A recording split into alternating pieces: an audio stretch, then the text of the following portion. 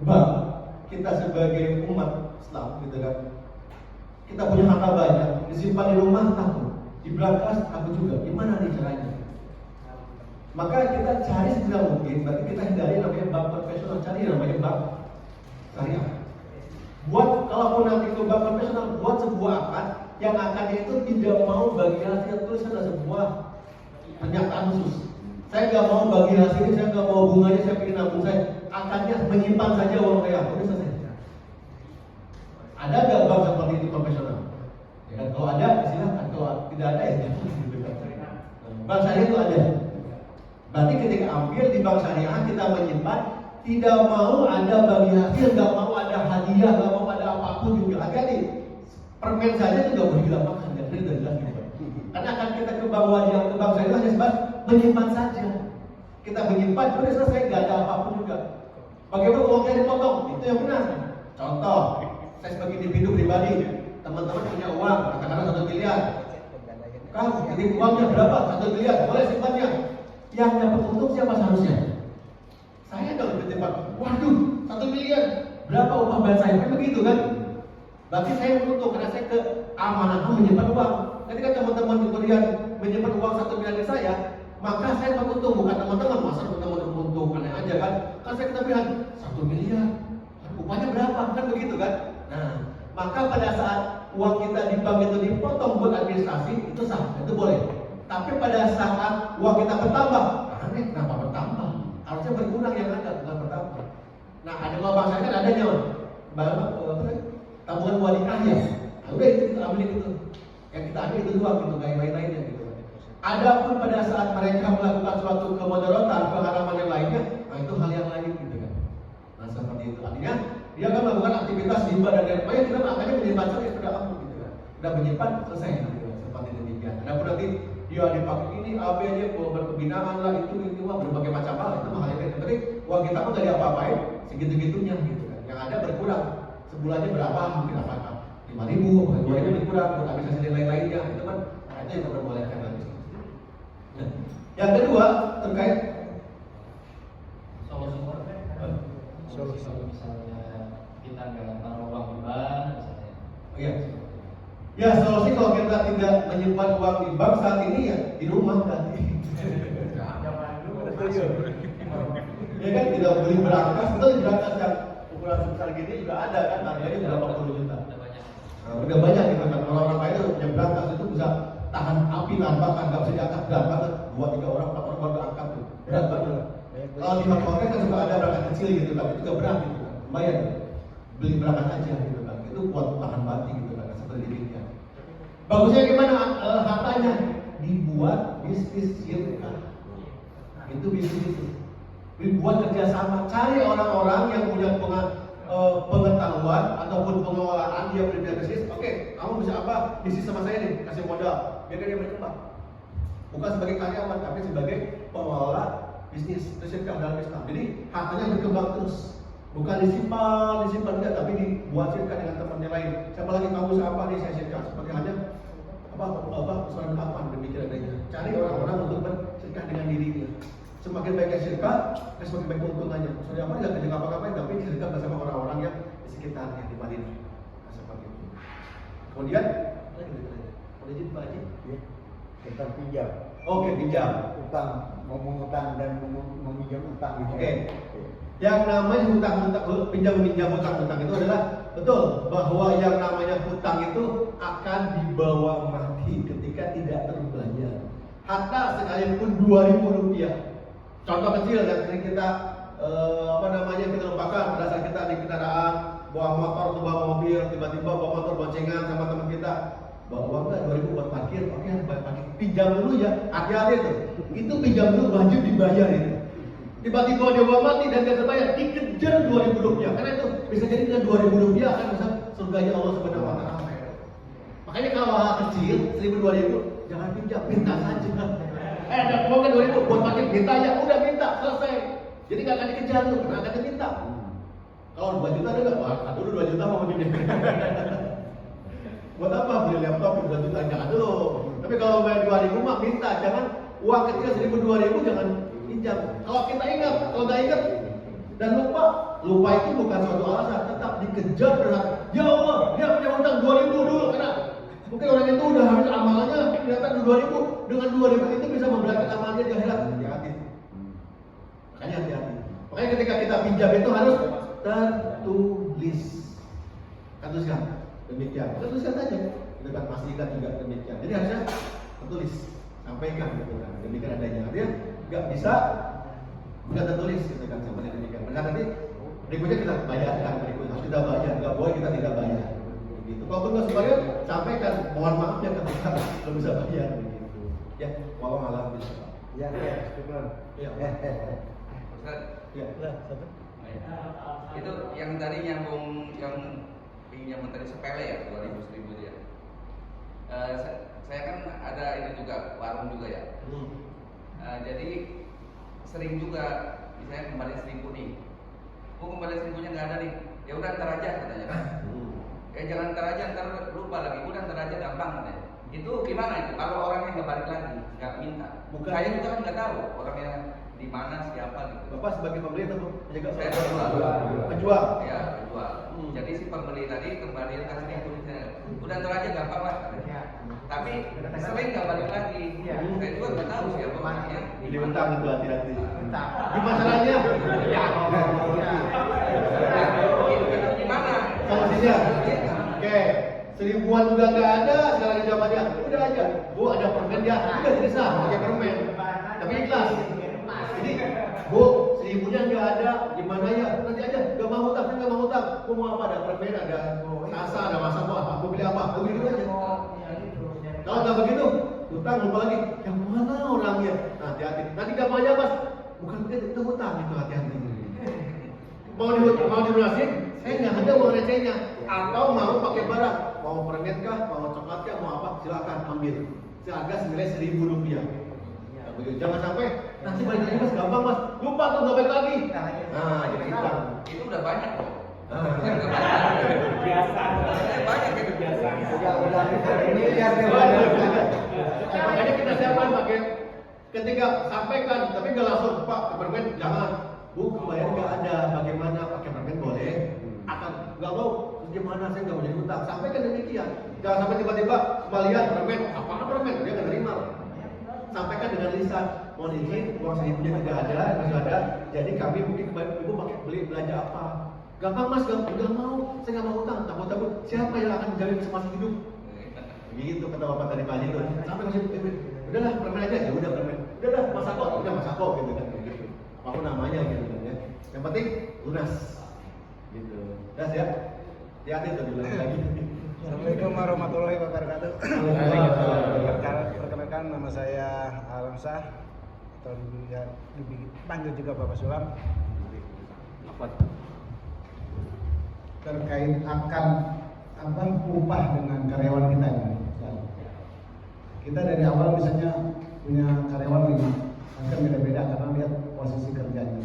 Tapi ketika di awal kita sudah menyatakan dengan karyawan kita bahwa Anda sehari misalnya 100.000, tapi ketika Anda capek ataupun nanti konsep lagi sepi misalnya, bisa jadi 80, kalau ramai bisa jadi 150 sehari. Nah itu bagaimana hukumnya?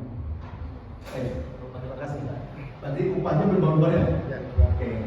Dalam hukum namanya akan ijarah upah mengupah antara ajir sama mubtajir itu harus jelas dan tidak bersifat bingung pusing atau tidak bersifat tidak pasti, harus pasti.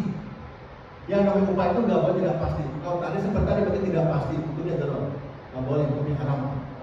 Nggak apa-apa, haram hukumnya. Gimana? Pastikan saja. Baik, upah antum sehari 100.000, ya udah, sehari 100.000. Baik ada pekerjaan tetap harus diupah 100.000 rupiah. Saya juga punya karyawan Pak, ya kan, di karyawan itu. Jadi mau lagi sepi penjualan, lagi ramai penjualan, ya upah segitu aja. Ketika ada kelebihan tuh, wah ramai penjualan, saya kasih bonus Pak, dia ada senang. Tapi bonus sifatnya tidak wajib dan tidak mengikat. Yang mengikat apa? Upah di awal kita jual di apa?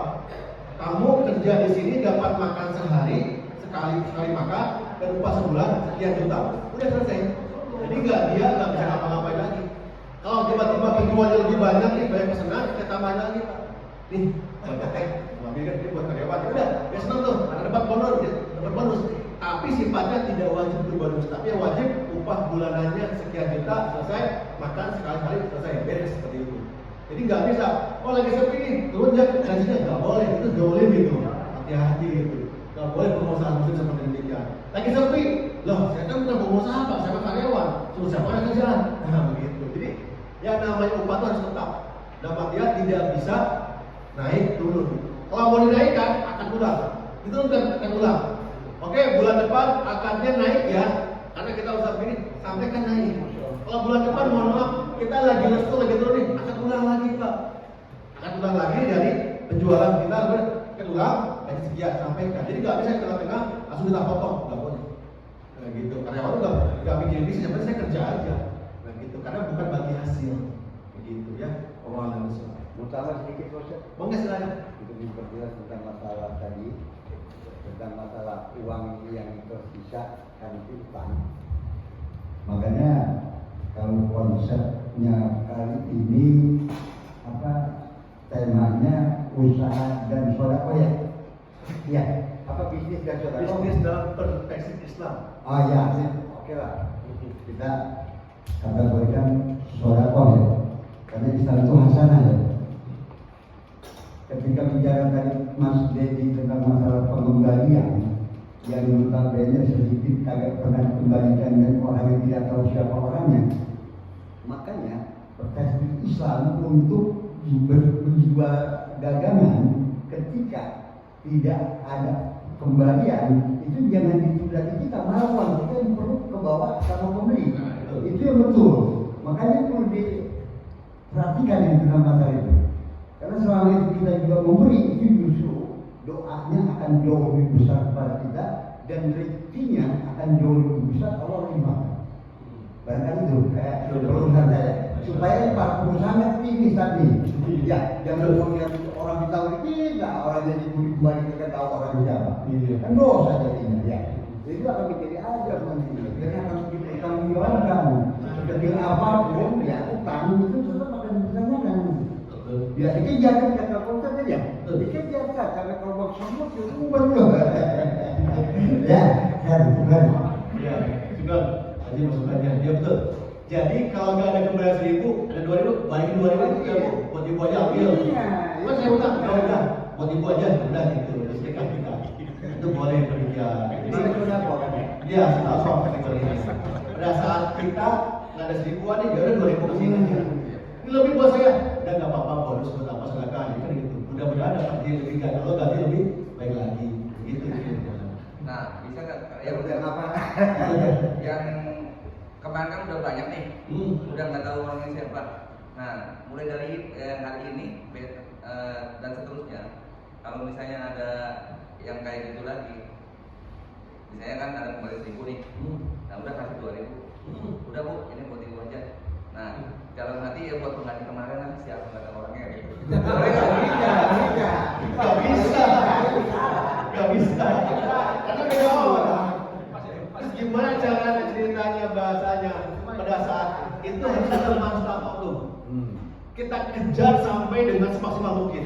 Yang namanya masalah itu adalah seperti begini. Para ulama mengatakan seperti kita berlari di lapangan sampai kita mau jatuh pingsan, itu masalah tuh.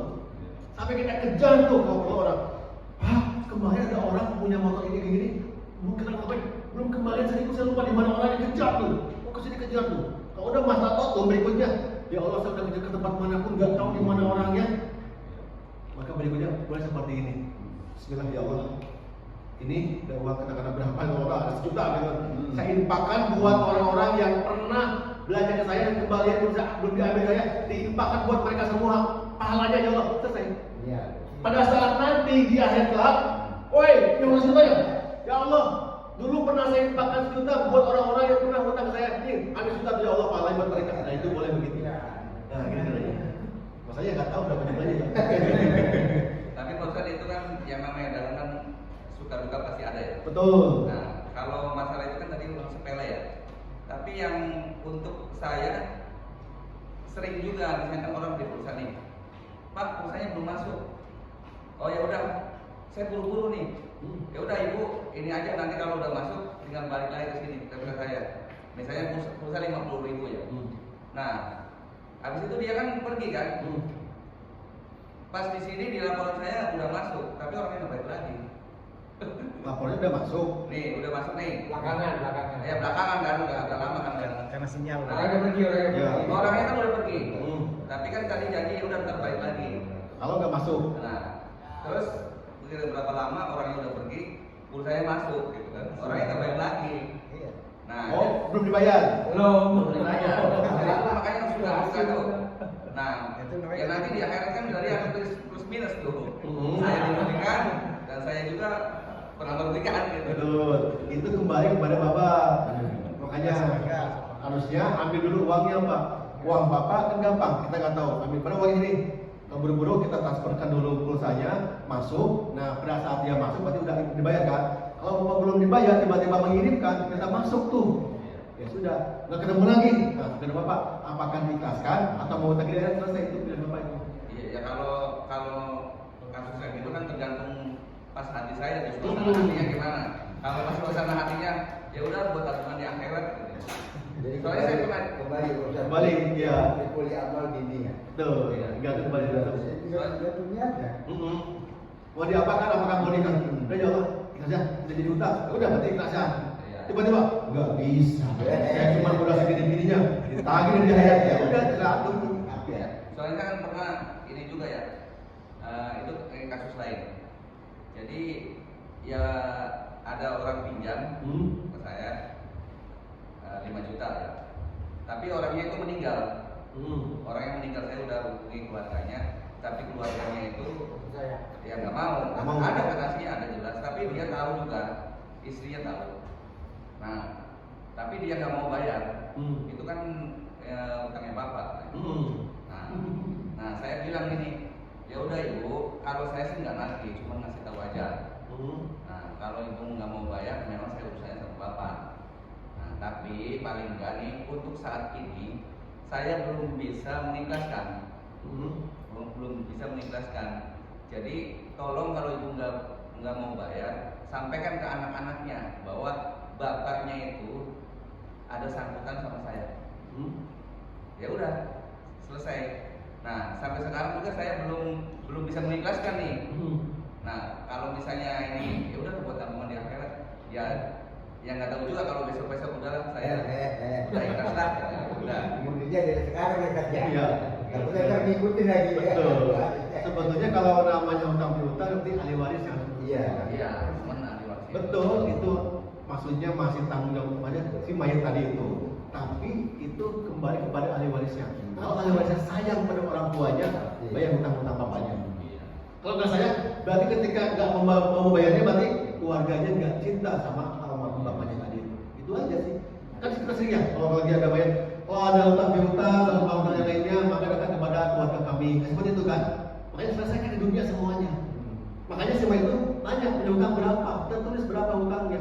Kalau keluarganya nggak mau utang bapak saya, kok saya takut nggak mau, berarti dia nggak sayang ya utang berapa. Berarti sama dengan menjerumuskan bapak yang dalam neraka jahanam. Tanya, oke kalau begitu, berarti anda nggak sayang sama orang tua anda. Ini utang bapak anda, tapi anda nggak cinta pada orang tua anda. Bohong semuanya. Kamu masih terlihat bos.